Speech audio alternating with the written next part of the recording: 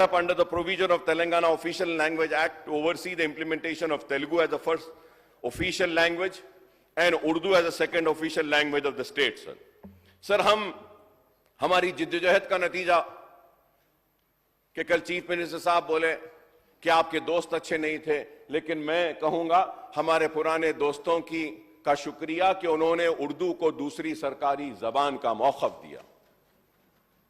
उर्दू को दूसरी सरकारी जबान का मौक़िफ़ तो मिला, लेकिन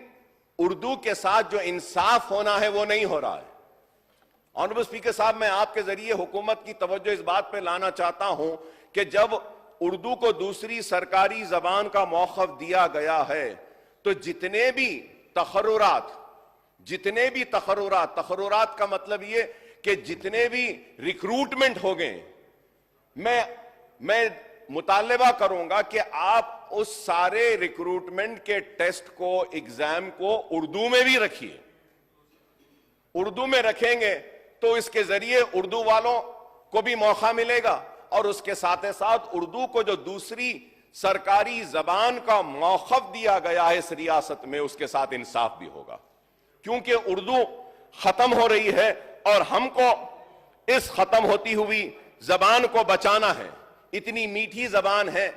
इतनी मिठास है इस जबान में कि जब कोई उर्दू में बयान करता है तो सुनने वाले को समझ में नहीं आता है, लेकिन उसकी मिठास उसको सुनने पर और ज्यादा तवज्जो दिलाती है, मुतवज्जो कराती है और उसको बार बार सुनने के लिए मजबूर करती है, चाहे वो उर्दू की शायरी हो या उर्दू के गजल हो या उर्दू के अल्फाज हो। इतने मीठे हैं कि अगर आज हम एक बड़ा नारा जो आजादी के वक्त दिया गया था, इनकलाब जिंदाबाद, तो ये इनकलाब जिंदाबाद का नारा भी उर्दू वालों ने दिया था और इसी नारे ने हमारे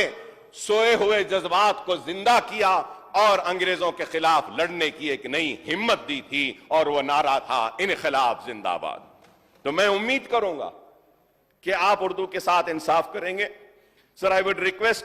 में तेलुगु के लिए जो जिम्मेदारियां दी जाती हैं उसके साथ साथ एक उर्दू वाले को भी अगर आप ऑफिशियल लैंग्वेज कमीशन में लेंगे तो उर्दू